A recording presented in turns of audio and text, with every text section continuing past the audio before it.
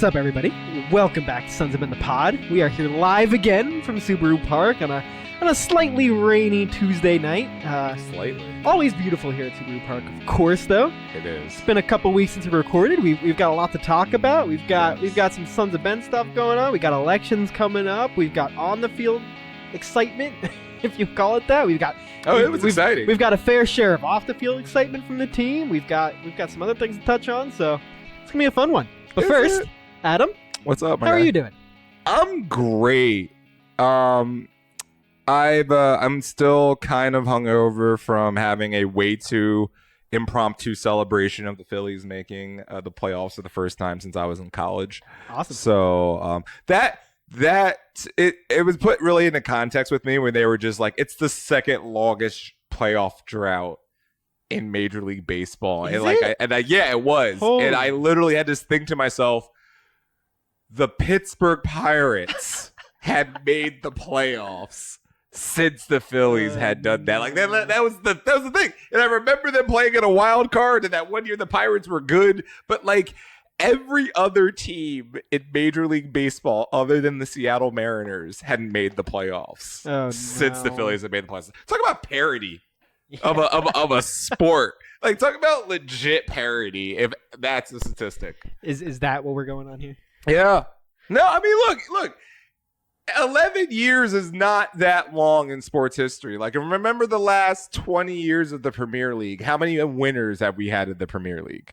You know, how many different teams have fluctuated in the top 8? You know, I would say 8. Literally, we could say well, like maybe 20 teams have been in like mainstays in the top I thought 8. The last Or 20 top- teams to yeah. win? No, like just to be in the top 8. There's only okay, been okay. 6 teams that have won in the past like 15, 20 years of the Premier League. That's like an honest to goodness fact. So it's just like, that's not parody. But in Major League Baseball, you're just like, remember the Angels won a World Series in 2002.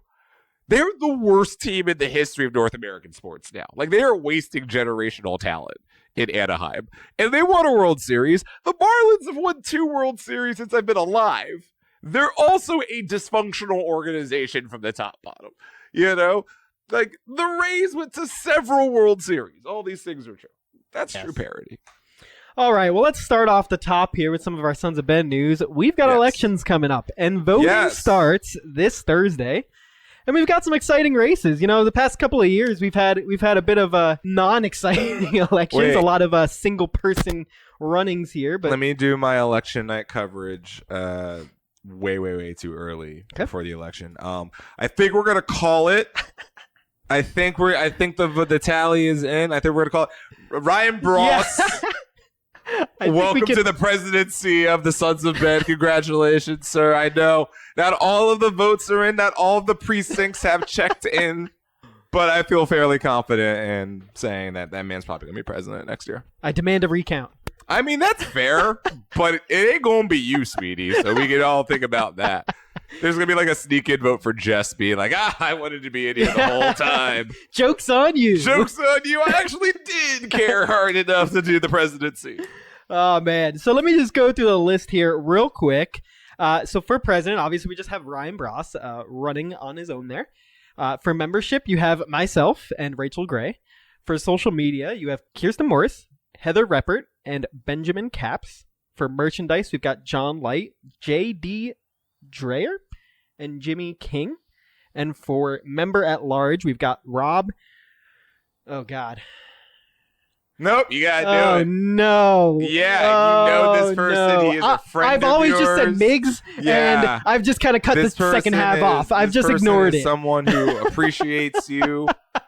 I'm going to go with who Miggs likes so I the don't job embarrass you myself do. here today. All right, cool. And Justin Friedberg, of course. Hi, Justin. You're in the Hi, chat Justin. there. I see you in the chat there at Twitch. So we got some exciting races here. It's I can't see the chat. That's fine. I don't need to see the Can't chat. see chat. We've got some exciting races. Some questions were answered. I know everybody sent their questions in over the past couple of weeks. So if you go check out the Sons of Ben NAC, you'll see some of the questions that were answered in there. Get a little bio about all the people there. Voting starts this Thursday and will go for 1 week. And you will get an email about it. There will be more information about it. But I need to see like attack ads.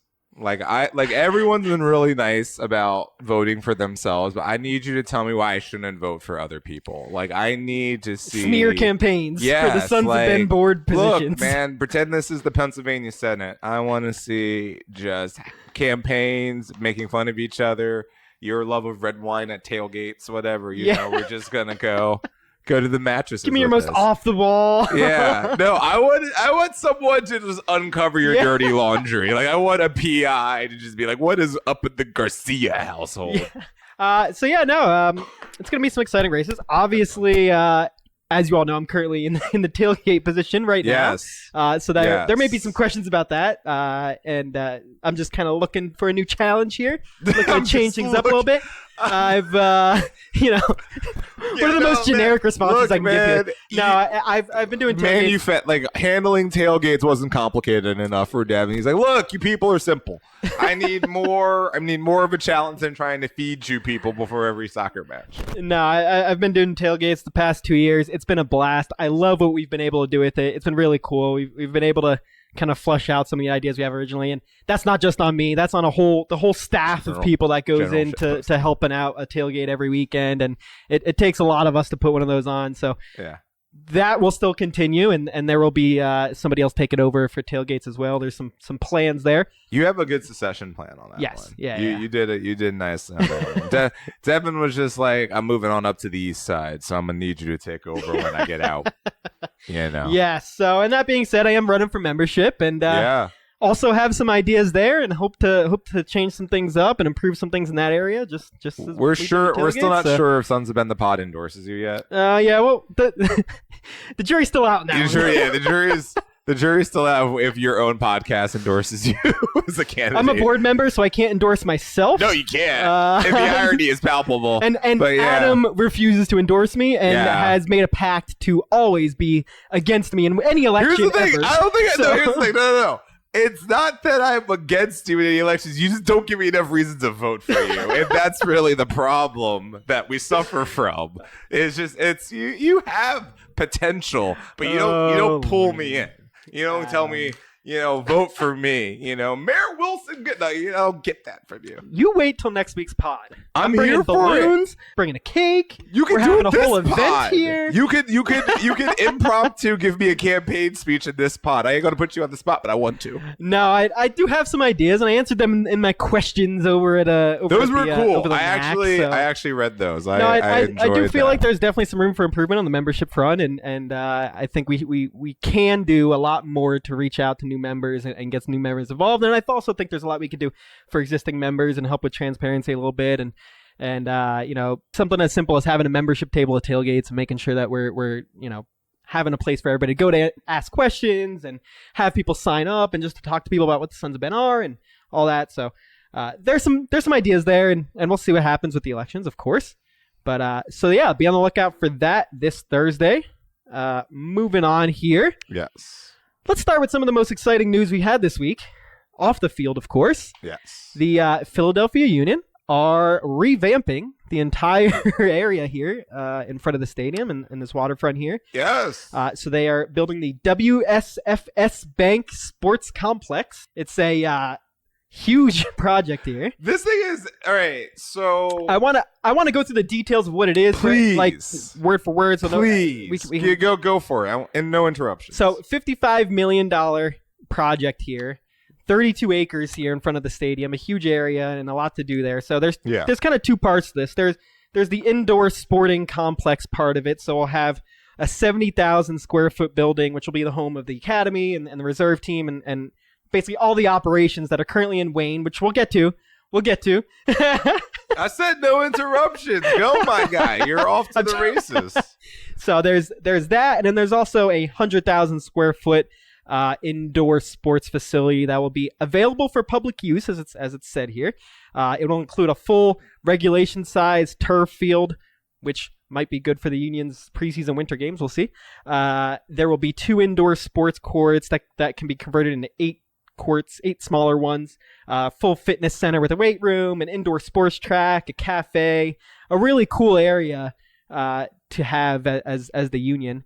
And then you have the second part of the outdoor fields. Currently, there's 2 fields here in front of the stadium, and those will be expanded out into 8 fields here. So it's going to be a pretty large complex there. And obviously from all the mock-ups and everything we've seen so far, it's beautiful. Obviously we'll see how it pans out, but the plans seem fantastic. It's something that's been in the works for a few years now. I know, we've talked to Tim McDermott in the past, and it's something that he's always been pushing for the past couple of years. And just for everybody out there, this is not something that was dropped on the Sons of Ben in any way today. This is something we've known about for a little while now. The front office, yeah. The front office have been very good about working with us on this and making sure that we have a space, and we do, and as you guys might have seen on some of the Sons of Ben media there we're going to have a new spot out on Rainy Street. Rainy? I'm not good with pronunciations if you haven't noticed by now. But you're all sorry. good. It used to be me who gets made fun of for not saying things right. This is all you today, my guy. So we'll have that out there, and there'll be some extra amenities that we do not currently have, and we'll get into more of the details once it gets a little closer, and once things kind of firm up a little bit. Everything's still getting planned, and we're still working on stuff, but what I can say is I'm super excited about what this means for the Sons of Ben. I think this whole project as a whole, it means a ton for not only the Sons of Ben, but the team. This is huge for the Philadelphia Union. This is huge for soccer in Philadelphia. This is huge for soccer in Chester. This is huge for the Chester community. They've already said that they're going to donate 365 hours of this complex to community uses. And we know about what the Philadelphia Union's relationship with the Chester High School is and their soccer program. And I think it's going to be a cool, different avenue for the team to have, and obviously bringing the training facility down here is also a plus as well. There's a whole slew of benefits that I think this brings. But I'd love to hear your thoughts, Adam. Look, I got no problem with this. This is the natural progression of everything. I think if anyone knew the situation in Wayne to begin with was temporary. You don't want to have your youth academy like a 25-minute drive away from your actual team. You just don't. It just is not conducive to the project. But when you're building this thing from the ground up, the abandoned Wayne Swim and Tennis, then Rocket Sport was, a very lucrative opportunity. YSC has been paramount to the development of soccer in the Delaware Valley over the last 20 plus years, or as many years as they've existed. So as a Wayne native, it's bittersweet to see the academy leave, because that was a really cool thing to just have in your hometown. A couple of months, like literally walking distance from where you grew up, was the best academy in the United States of America for soccer production. But, this is better for the team. This is better for, what they're trying to accomplish and the things that they want to do. And, this is something that's going to create separation between what the Union are trying to create and not necessarily their MLS counterparts, because I think most MLS teams are going to smarten up and realize that this is something that they need to do. Mm-hmm. But they're going to put some of these European markets to shame very shortly with facilities like this. And I'm going to tell you this right now. This is the juxtaposition I always use because I have, a little bit of more intimate knowledge with it. Palermo does not have that set up. A team that's trying to compete in Serie A next year, if they can get enough points and work up, doesn't have nearly the same level of setup that is. They actually took a field trip to Manchester City so that they could hang out and see what something like of that caliber looks like. If with this comes to fruition, two things are happening. One, the Union are not leaving Chester. Any person who had a pipe dream about this organization playing in Philadelphia, that's done. Yeah. It's done. In 25 years from now at the earliest. And even then, but probably not. I think 25 years from now that this whole waterfront looks different. I think that a lot, this is the first part of what we all thought that the waterfront might have been, 12, No, 14 it's years not. ago. We thought there was going to be shops and restaurants and all that. Yes, and but it turned out to be soccer fields. This will bring traffic to It will. Chester. It This will. will bring a lot of incentive for businesses to have a reason to be down here. It helps revamp the area here. It helps for the community here. Angelo's Soccer Corner should pick up its that. World Cup 2026, maybe. Of course. Yeah. Of course. And it So, should yeah, be. This all makes sense on every conceivable level. The amount of money that they are spending is okay. So I'm pretty sure that the original entry fee for the Philadelphia Union was it 80 million? Mhm. I think was the original entry fee Sounds for right. them when they came into it. They just spent $55 million on some fields, Yeah. and a training facility, and I mean, like, obviously not just some fields, but like, Yeah, that's how far MLS has come as a league in literally less than 15 years. Yeah. We're having a conversation now where, again, the Union are about to put out something, and they're not alone, because you see these renderings in places like Nashville. You see these in I mean, already what St. Louis is trying to put together, and they haven't even kicked a ball yet, which is even more egregious when you look at a team like New York, because you're just like, hey. Like, look, I say this probably every single podcast. They're still the most embarrassing thing about Major League Soccer. They can win 47 MLS trophies, and the fact that they don't know physically where their home playoff game is going to be right now. Yeah. They don't know. And there's a good chance it's going to be in their biggest rival stadium. Yep. Is an embarrassment in every conceivable way. First off, why not even have it in MetLife? Why We'll get here. Get to Adam, Columbia, we'll get something. there. We'll get there. Let's stay on track here. We're talking about the exciting times here for Look, the Philadelphia Union. Just do something with your life. Anyway, no, but this is great. This is tremendous. I'm excited. You could see the pride in McDermott's face saying this stuff. He's like, I told you. Yeah, he's been waiting. I told you. Yeah. This was all going to happen. Yeah. This is great. Like, I need all these guys to have the anger translator from Key and Peele. Like, I need all these guys just to be like, oh, y'all doubted that we couldn't make something happen in Chester. Look what we doing with Chester. Yep. And it's just like, that's stunt on them. Yep. So it's projected to have the full facility open by June 2024. Yeah. Us as a group of as the Sons of Ben will be down at the new location for next season. So we're moving. We're moving. We're moving the crates. We're moving. Yes, everything's all moving the ensemble. Over there. We'll have some extra amenities. We'll see what those are. We'll have amenities. We'll have an indoor location. We'll be under the bridge, which protects us from weather. There's a lot of things to be excited about. Unfortunately, we can't go too much into the details yet because nothing is in stone yet. You're terrible, Devin. Unfortunately, there's the legal ramifications of it. I get it. No, and that also there are plans apparently for some parking lot expansions for everybody who's a little worried about the parking that this takes up. No, honestly, let them fester. Here, look. Okay, all right. Give me 2 seconds. Just two. All right. So the people who were complaining about the Sixers not putting parking at their new facility that's going to be built 9 years from now in centers in like that part of quote Chinatown. Do y'all really believe these people go through the entire process of rendering and putting these processes together and then completely forgot the parking? Like, oh snap! Oh no! Where are these people gonna put their cars? May 2024, and they're like, "Oh no, parking! Parking! Fuck! Why do we think of this? I didn't even know we were supposed to. People wanted to come. People wanted to come here. I didn't even know that was a thing. No, it's just what? There's a plan. I'm bringing back a not a asshat of the week for this. This is not at that level, but this is a people. This is a people. And I know some people are gonna be mad at me for even saying this, and I'm okay with that.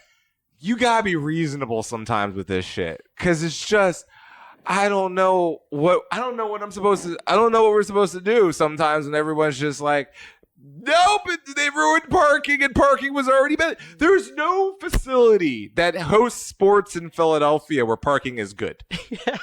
Not one. And if you're going to tell me the sports complex, you're lying. Yeah. Because there are Have you tried to people leave a game? There are people right now who an hour and a half from now are going to leave a Flyers preseason game in Erie because 12,000 of them can't figure out how to navigate Broad Street in unison.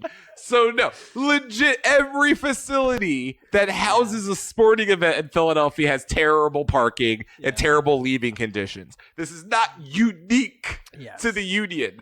It's just it hurts the soul. Continue. And then, but that being said, I think that is not the majority there. I think I think the majority here, and you said it before. I'll steal your quote, your quote in the pregame talks here. I think this is one of the few times in sports history in Philadelphia that an expansion like this has been announced, or a team move of any kind that the majority of people are very excited about. This is something that is gonna.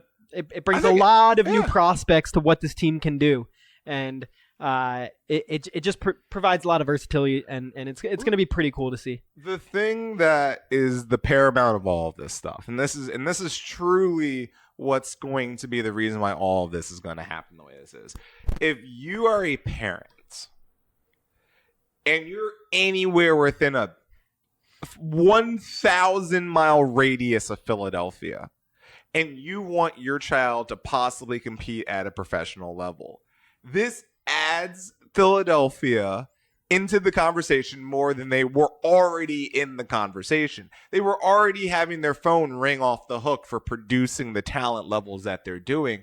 And now they're doing that at this gorgeous complex right on the banks of the Delaware River, where they're going to be able to curate some of the best soccer talent in the United States in such a this looks like, again, this is European levels of a facility. This is what other teams want their shit to look like across the globe. There are so many European clubs right now that would love to have a training ground that's going to look a third as good as what this thing is going to do. This is going to be a game changer. 10 years from now, I think we look back at this and say that American soccer as a whole has improved just because of what the Union Academy has done. These will be legendary grounds in American soccer lore. Like, they will say, the greats played here. The Aronson quintuplets played here. You know, like, they'll have all of the they'll have literally the tapestries of all of the players that were developed here, like Jack McGlynn standing when he's at Juventus, you know, and just all of Quinn Sullivan when he's at Celtic. It's just all of these guys just being like, we started on these shores, we moved on to this really almost takes the sting out of Saturday for me. I honestly have almost forgotten. It's almost like they planned this perfectly. No, here's the thing. If it was after a win, everyone's just like, oh my God, what is life right now? Everything's coming up Millhouse. I only imagine that they had to wait for a loss in order to announce this, so that the fans just didn't get too excited.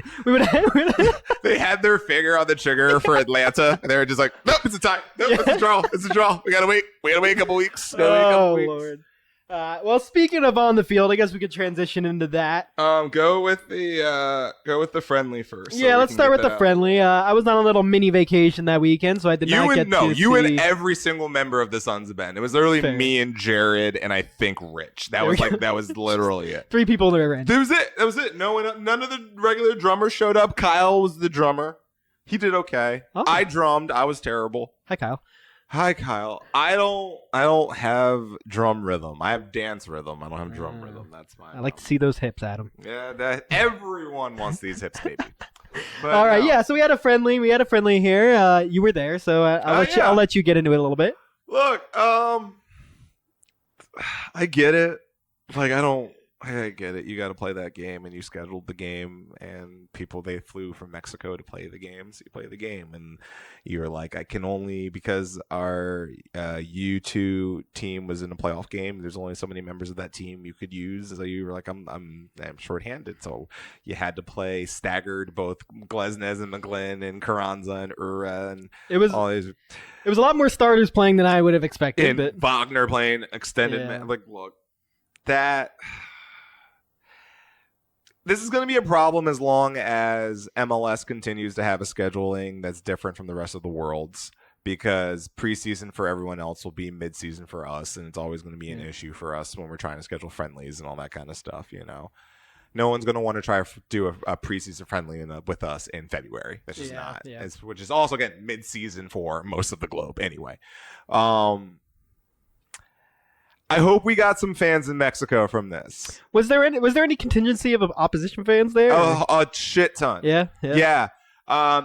Continually, when we play Mexico or Mexico comes to America, it routinely reminds me on why NYCFC does not sell out Yankee Stadium, even though they're a soccer, because there are so many other soccer clubs that take precedence over American soccer in the United States of America. Like, the Mexican League has this is why we play Liga MX all the time. This is why Don Garber is trying his damnedest to have Liga MX and us hang out all the time. It's literally because Club America is the most popular team in the United States of America. And it's just, this game showed too, in the Sons of Ben, all over the stadium. It was like a 50-50 crowd. Yeah. It was like a 50-50 crowd. And like, first, Union fans are fatigued. This game did nothing for anyone. It was a midweek, or it was a weekend game. I mean, it felt like a midweek game. It felt like a midweek game. It was just like, it did nothing for anyone. The only reason why I went to it, because like I missed 4 games in a row, and I was just like, I should probably... Needed your fix. You needed your fix. I should probably just show my face at a thing. Awesome. But, it was okay. We won 1-0, which was cool. Nathan Harrell, great goal on his part. Wagner doing his normal thing, setting people up and being great. Team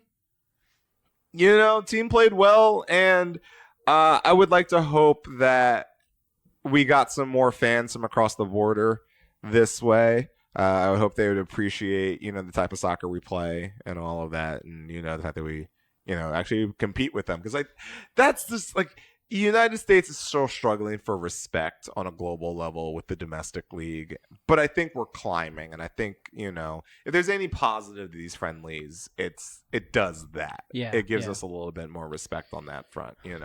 Let's start winning. And yeah, and if you want to say it helped keep us fresh over international break, I have some things to say there, because we'll get into the next game here. Well, none of the people who played in the next game were playing in the friendly. We've never been good after an international break, so let's get into that a little bit. Let's do it now. Yeah, so we had a trip down to Charlotte. Adam, you made the trip. I specifically had a trip down to Charlotte. And this was you cashed in your voucher for an away trip with the team. Shout out to Dylan. He was my contact. He's the guy we work with here when we kind of get into this room to do the podcast and all of that. Shout out to Bimbo USA. Shout out to the Union sending me down there. That was really nice. Flew me first class, which was nice as hell, on American Airlines down to CTL International, Charlotte Douglas. We stayed with the team at the JW Marriott, which is very nice. It was walking distance from the stadium, which was very nice. My fiance was a big fan of the hotel, so that was good. When she's pleased, I'm pleased. Yeah. Charlotte's food was off the charts. Obviously, the barbecue out of this world. Even though they were about 5 hours from the ocean, the seafood was actually still really good. Really nice people, really cute city. There's 800,000 people who live there. It looks like the smallest town you've ever been to, with a lot of tall buildings, but like, that's it. It was really cool. They play in a football stadium. Yeah, we can get into the game. It's really that. But look, I got really good seats on the touchline. I was telling you, they gave me there's a place called The Vault, which is basically their like under the bleachers club. So yeah. I got a lot of very stiff drinks in the second half for free. Yeah. That was good. Much needed. Much needed. Like I was the only Union fan in there. Like there's sometimes when you're like in the like premium club and someone's like, I also got tickets. You're like, I was the only person from Philadelphia wearing I was like, it's so. Oh man, we'll talk. We'll talk more about like the details of that. But long story short, man, 4-0 sucks. Yeah. 4-0 sucks. I was not happy with the field. But I'll, everyone plays on the I'll same keep my field. reservation. MLS needs to figure that out, but they're not. And It just seems embarrassing, especially for It is. when you're MLS, and obviously, we have the NYC thing. We talk about that all the time. We do our fair share of NYC slander on this podcast. But And it's just like, here's the thing. I authentically would not slander them that much if they were like Red Bull. yeah, I mean, I just wouldn't. if they just committed to being a decent team in MLS, just competent team in MLS, that'd be great. That's fine. But if they're running themselves. And here's the thing, I think they're ran decently well as an organization, except for the fact that they have nothing to show On the for. field, I think they're fine. It's just a lot of the off the field Off the stuff field shit that does it is- for me. is Yeah. really, it's Yeah. really off-putting. But no, but like legit, it sucks. Before we get off the topic of field, I have a question for you because Yeah. we talked about it a little bit. You've played on football fields. You Yeah. played soccer on football fields before. a lot of When turf you're a fields in my player on a life. field like that, does it Yeah. impact you in any way? Yeah. Like, do you think that had a direct impact on the outcome of the game? I mean, it shouldn't, but yeah. Yeah. I mean, no. I don't believe it had a direct impact on the game. You're a professional, Yeah. right? And this is not the only turf field in America. No, I'm Atlanta not talking about the uses turf. one. I'm just talking about like the lines. Oh, the line. Could get very confusing. I feel like, and You. I'm more mad. All right. I'm not mad about the field being turf. Whatever. All right. I'm mad about the fact that, like, just presentation wise, it doesn't look good when you're an MLS team and like now you're posting your highlights online and it's on a football field and it just looks weird. It reminds me of like Indy. What is it? Indy 11 that play down at the Indianapolis Stadium. Has Atlanta ever had that? Have they ever ran into that issue?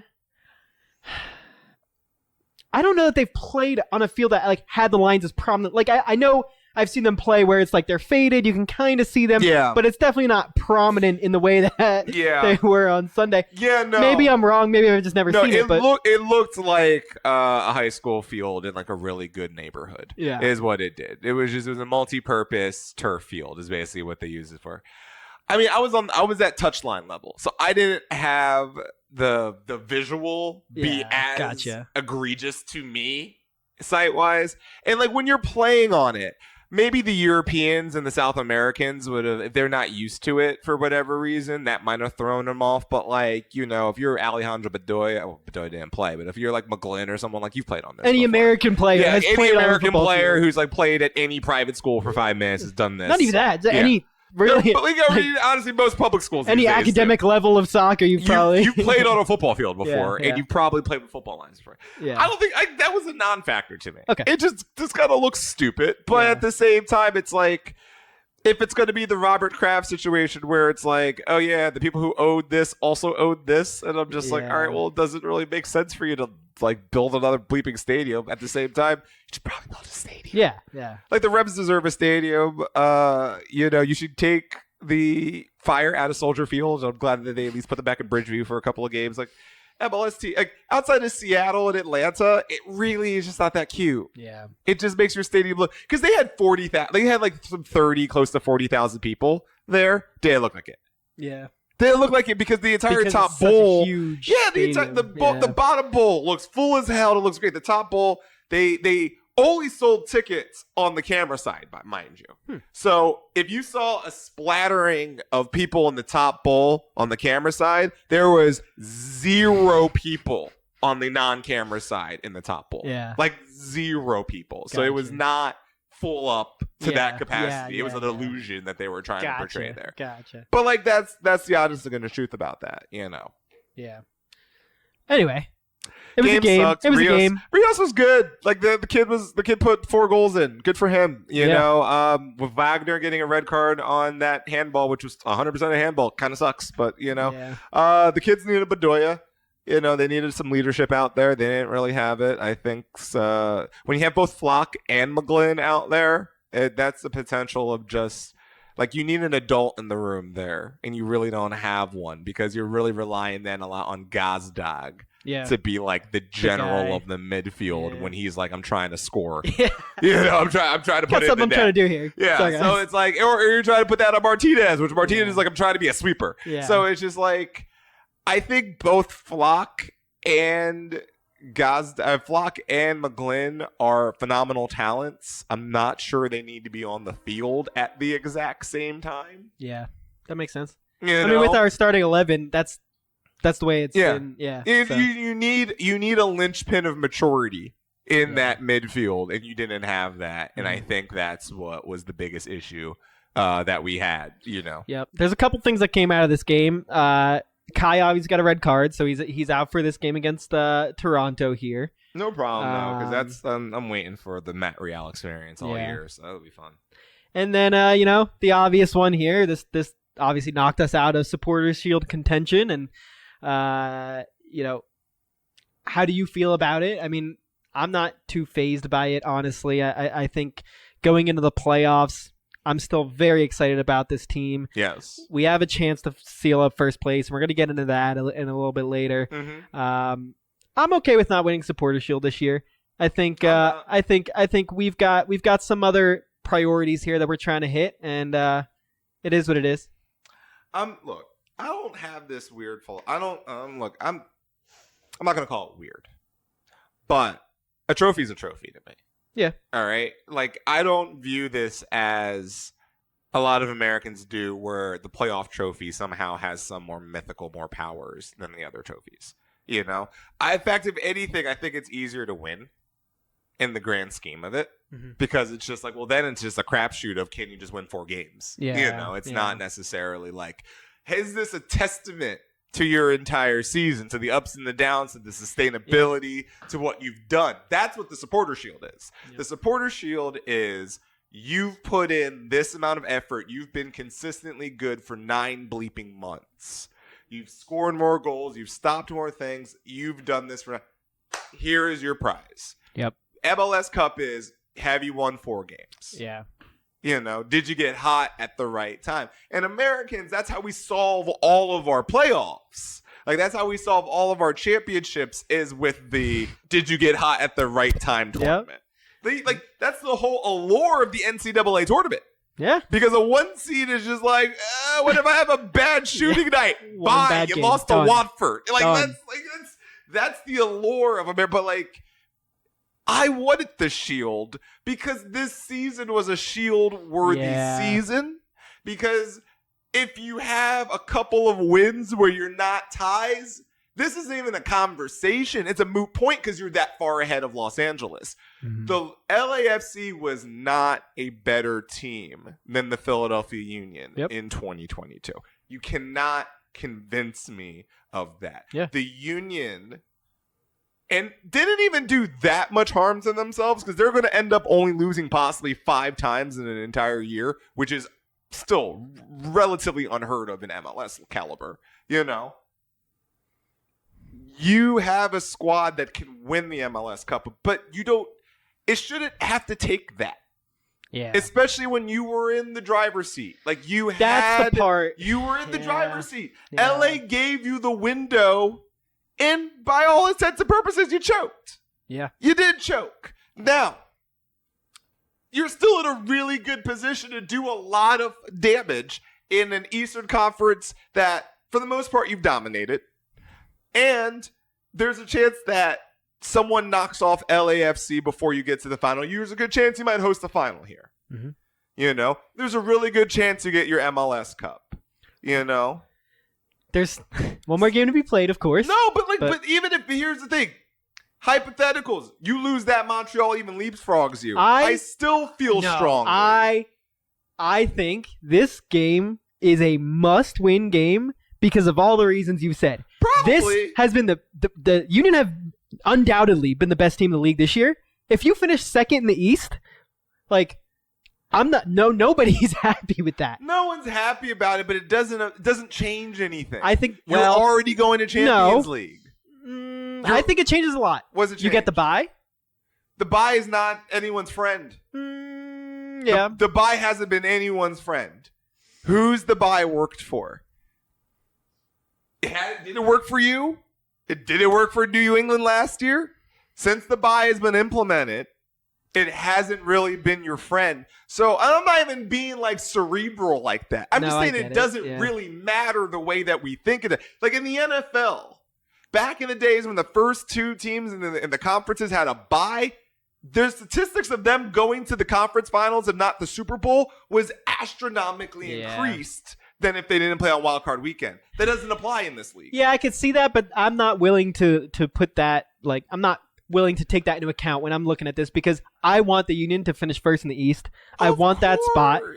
It's your heart versus rationality, Of which course, is fine, of and I'm course. okay with both of these things. Like, I also want the Union to finish in first Yes. place, but I'm also a person who knows, like, you've already secured the minimum, which was Champions League.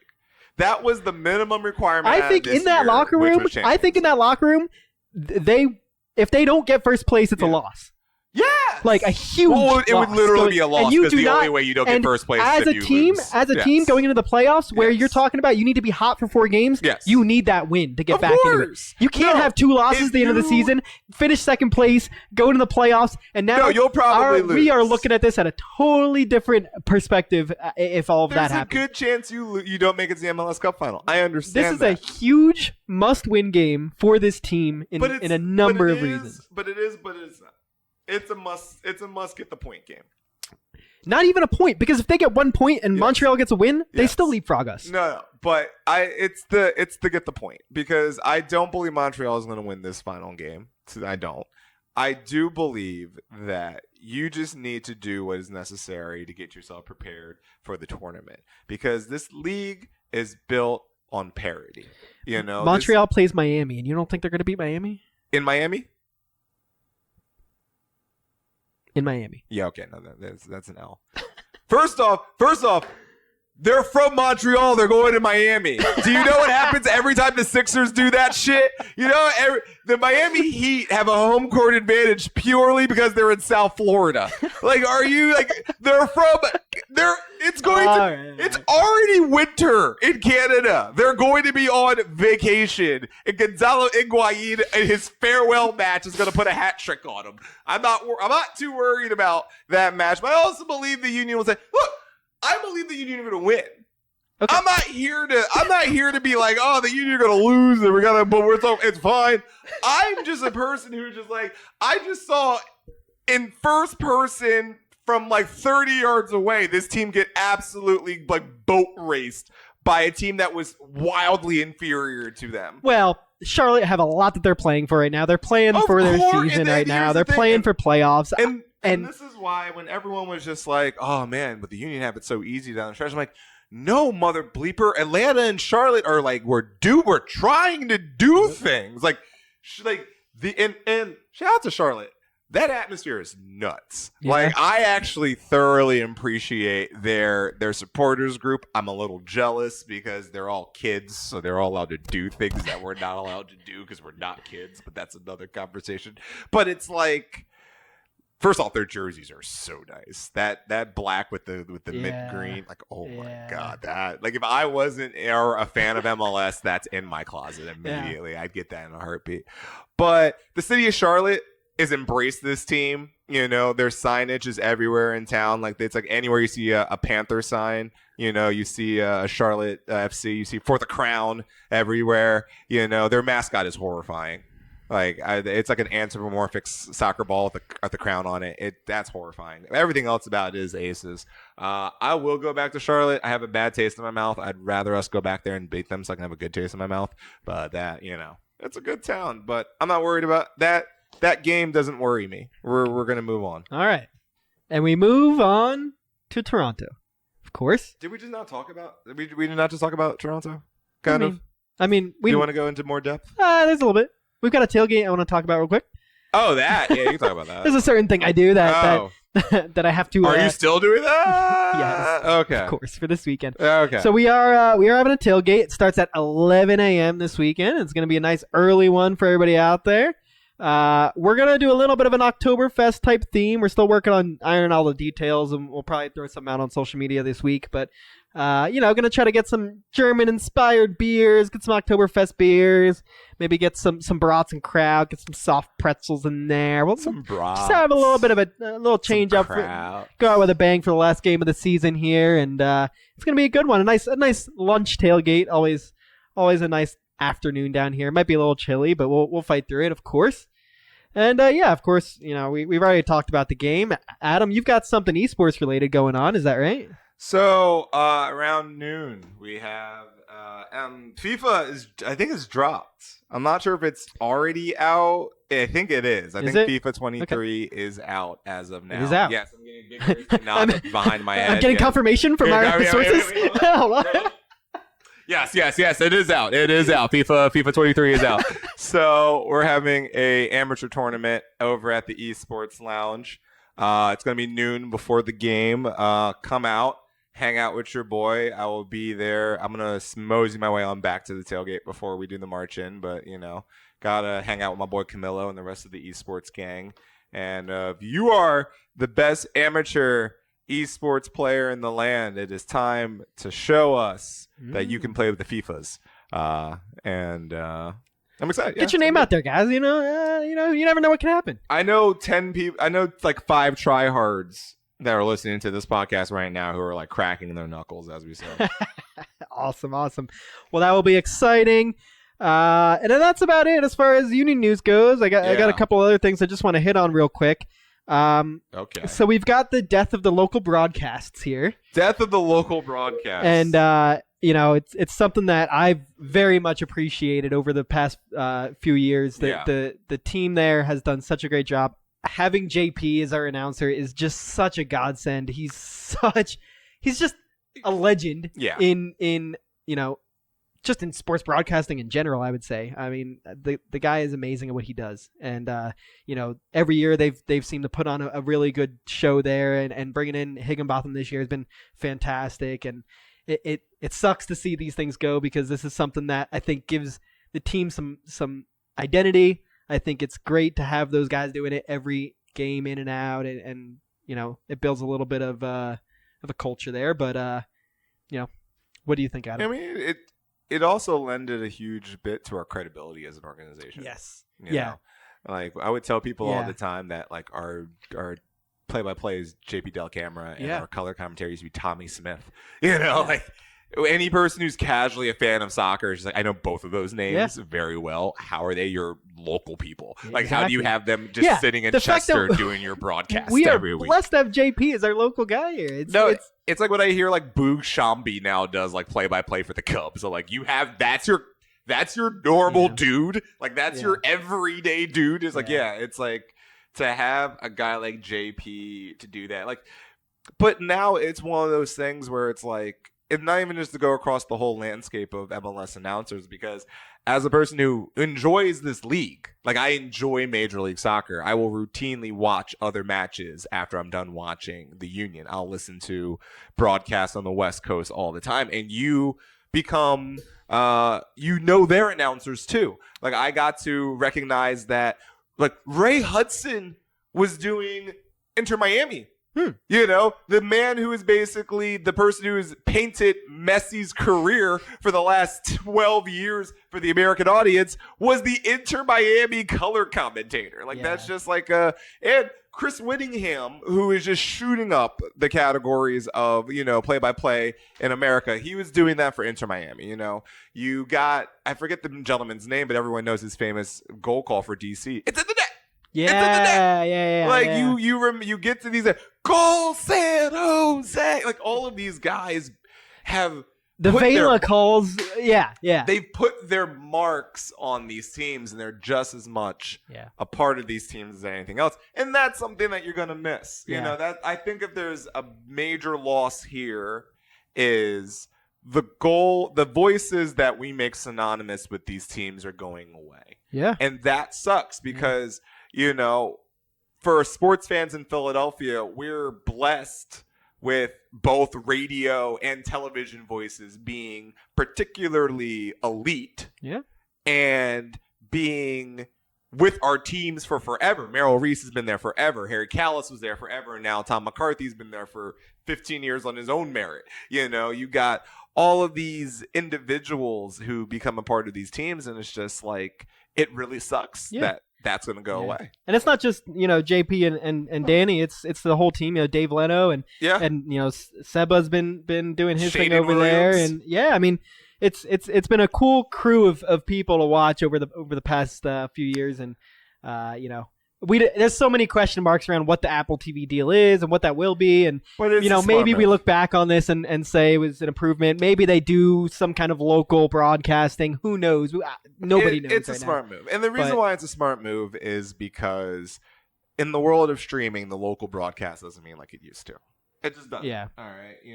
Is with ESPN Plus's existence, with a lot of these systems where I can get any person's game at any time across the globe. Yep.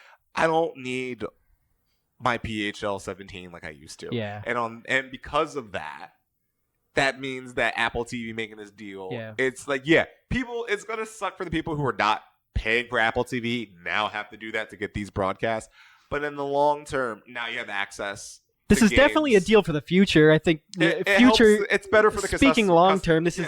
I mean, it's a great deal, and I think it improves. There's gonna be more eyes on MLS as a whole, and you cannot be mad when that happens. It puts validity on your league again, because if Apple's going to invest in this, it's not like it's going to be something that they're going to half-ass. Yeah. So it puts more validity in your league. On top of it, it gives you a lot of fucking money for production value that you earn on a local level you didn't really have.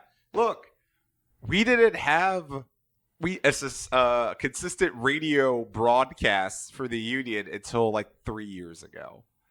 Yeah. Which is, for any professional sport anywhere is atrocious. Yeah. But like in our TV broadcast, like you couldn't get it in the city of Philadelphia. When again, not everyone has cable. Not everyone's gonna go to a bar. Not everyone wants to do all that. Some people just want to like sit in their room and watch it on their phone. Now you can, and because of that, it's going to be long-term better for the consumer, and it's going to help the league. I have a lot of questions about like what the bar aspect looks like. Are bars going to have Apple TV? Are they going to be able to show the games?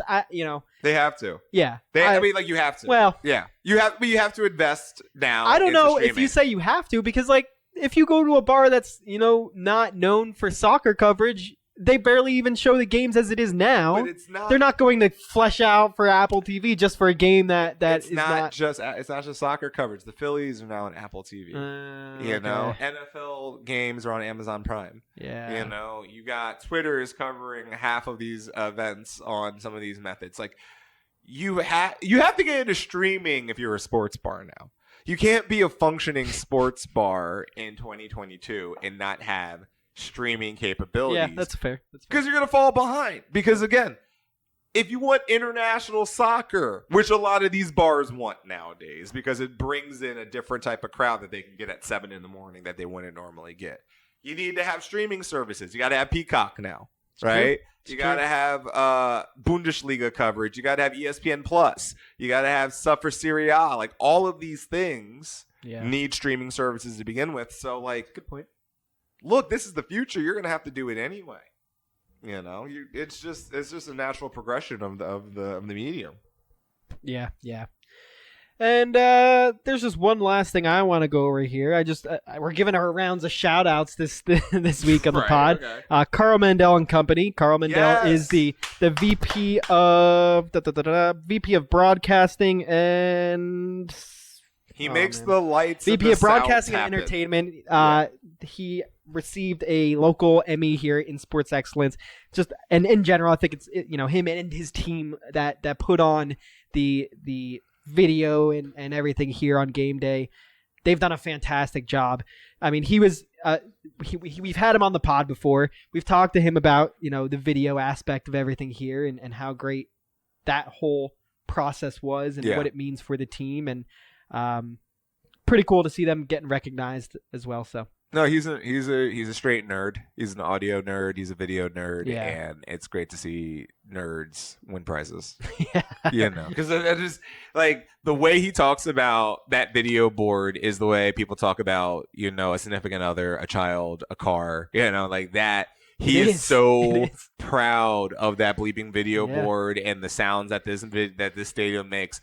Carl, if you're listening, please never do that light flashing thing that some of the other stadiums do, like when people score goals and turn the lights on and off. Just never do that. No one No one wants that. No one's asking for that. It's terrible for the photographers. So just don't do that. Yeah. You know, it's kind of cool when Austin does it because it goes all green and it's like, ooh, it's like the Hulk. I get it. But like, no, please don't do that. But everything else, No. aces. He's done a fantastic job. Aces. As I said, we wouldn't even have that video board if it wasn't for him. He was like No. the sole person that really took that on and gave us what we have here. So Video boards are important. yeah. And again, it's all about legitimizing the product. Exactly. It's all I think about you come into the legitimizing stadium and you see that video board and it's like, wow.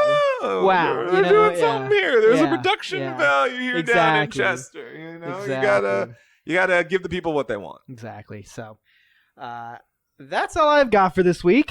Adam, you got anything else you want to plug here? I know we might have some Overwatch 2. Overwatch 2 drops literally today. I'm actually trying to hurry up this podcast so I can go home and play it. Especially since I got a next gen console now, so now I'm really excited. I got you got your PS5 No, now? I got Xbox. Xbox. Yeah, I got Xbox. What? Look! All the PS5 talk and you switch on Look, it? I've been looking for 2 years. There was no PS5s to be had. My mom was in Myrtle Beach, and she's like, "There's an Xbox in this Target." I'm like, "Go get it." I hate to hear it. I hate. What do you want me to to hear do? What do you want me to do? If I can, do you want me to just play my PS4 into oblivion until I can? Like, that thing sounds the like jet engine. Like no, it sounds like it's trying to do Dubai to New York in 2 hours. Is basically what my PS4 sounds like. You know. Borton said to return it, so He can kiss my ass. This is what he can do. First off, I've been playing Halo Infinite on it, and it's so fun. I've been playing Cyberpunk now, and like I get it. yeah. That's a fun game when your hardware can actually handle it. It's Yeah. actually not that bad. So, but Overwatch 2 drops today. I'm very excited about it. The Fusion got actually a good win against the Gangzhou Charge over the weekend. I was pretty impressed by it because I didn't really expect it to happen. They're not good this year. They're delightfully mediocre at best. I don't know if they're even going to qualify for the last tournament of the season, but they've been fun to watch. I mean, it's been cool, and it was kind of fun when I was in Europe because it was on like at a reasonable hour. It was like all right, it's on like 2:00 in the afternoon. This is fine. Yeah. This is totally okay. Yeah. It's like 6 a.m. Like no, I'm okay. Yeah. Other than that, yeah, come hang out at the Esports Lounge on Sunday. Forget that decision day is always Sunday. Come hang out on Sunday with us. We'll be playing FIFA. You'll get your hands on it. We have PlayStation 5s there.